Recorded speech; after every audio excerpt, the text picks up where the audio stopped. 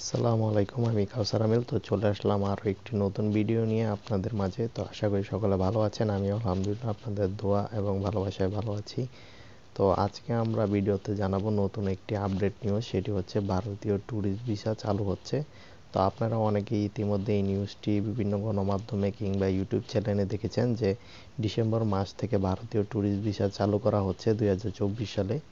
তো এটি কিছুটা সত্য কিছুটা মিথ্যা। তো এখন পর্যন্ত ট্যুরিস্ট ভিসা চালু হওয়া সম্পর্কে ওই রকম কোনো সঠিক তথ্য আসেনি, কিন্তু আপনার ভারতীয় হাই কমিশন থেকে তারা জানিয়েছে যে তারা আপনার ডিসেম্বর মাসের প্রথম দিকে কিংবা শেষের দিকে, ডিসেম্বর মাসের মধ্যেই তারা বাংলাদেশে কিছু লোক আসবে ইন্ডিয়ান হাই কমিশন থেকে, যারা ঊর্ধ্বতন কর্মকর্তা। তো তারা এসে পর্যবেক্ষণ করে দেখবে যে বাংলাদেশের পরিস্থিতি কি স্বাভাবিক রয়েছে কিনা। তো আপনারা সকলেই জানেন যে কোটা আন্দোলনের পর থেকে বাংলাদেশে ট্যুরিস্ট ভিসা বর্তমানে বন্ধ রয়েছে। তো এই ট্যুরিস্ট ভিসা বন্ধ হওয়ার কিছু আপনার অভিযোগ রয়েছে। তো অনেকেই মনে করছে যে সরকারের জন্য আপনার ট্যুরিস্ট ভিসা বন্ধ দিয়েছে।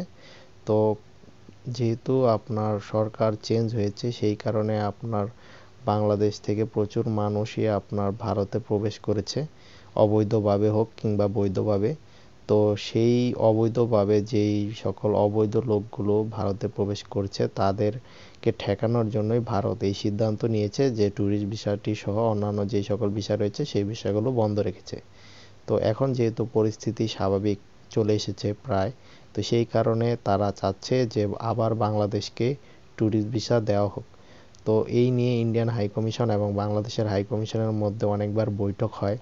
তো এখন এই বৈঠকের প্রায় সমাধান চলে এসেছে। ইন্ডিয়ান হাই কমিশন থেকে তারা জানিয়েছে ডিসেম্বর মাসের শেষে কিংবা ডিসেম্বর মাসের শুরুতেই তারা তাদের ঊর্ধ্বতন কিছু কর্মকর্তা বাংলাদেশে প্রবেশ করাবে, যারা আপনার পরিস্থিতি বিবেচনা করবে এবং পরিস্থিতি যদি তাদের কাছে স্বাভাবিক মনে হয়, সেই ক্ষেত্রে পুনরায় তারা আবার ট্যুরিস্ট ভিসা দেওয়া চালু করে দিবে। তো এটি ছিল আপনার সম্পূর্ণ নিউজ। এবং আরেকটি নিউজ রয়েছে যে বেনাপোল স্থলবন্দরে আপনার দেখা যাচ্ছে যে নতুন একটি পদ্ধতি আপনার তারা অবলম্বন করেছে ইন্ডিয়ানরা, যার মাধ্যমে তারা ইমিগ্রেশন এবং সকল যে বায়োমেট্রিক যেই চেকগুলো রয়েছে সেগুলো খুব সহজেই করতে পারবে। এবং বেনাপোল বন্দর দিয়ে যেন প্রায় 1 থেকে 2 লাখ মানুষ প্রতিনিয়ত যাতায়াত করতে পারে, সেই ব্যবস্থাও চালু করার পদক্ষেপ নিচ্ছে। তো এটি একটি সুখবর, যেহেতু তারা এই পদক্ষেপটি নিচ্ছে। তো এর মানে বোঝা যায় যে শীঘ্রই তারা ট্যুরিস্ট ভিসা সহ অন্যান্য সকল ভিসা আপনার চালু করে দিবে।